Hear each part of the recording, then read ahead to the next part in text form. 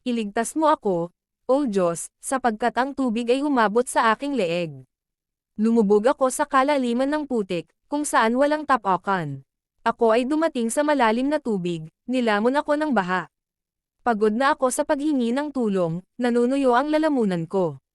Nanlalabo ang aking mga mata, hinahanap ang aking Diyos. Yung mga galit sa akin ng walang dahilan higit sa dami ng buhok ng aking ulo, marami ang aking mga kaaway ng walang dahilan, ang mga nagsisikap na sirain ako. Napipilitan akong ibalik ang hindi ko ninakaw.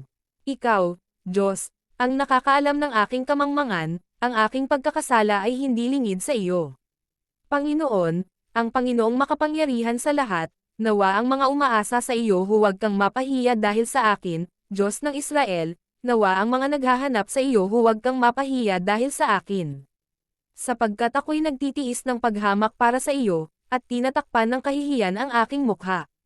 Ako ay dayuhan sa sarili kong pamilya, isang estranghero sa mga anak ng aking sariling ina, sapagkat nilalamon ako ng kasigasigan para sa iyong bahay, at ang mga panlalait ng mga nanlalait sa iyo ay nahuhulog sa akin.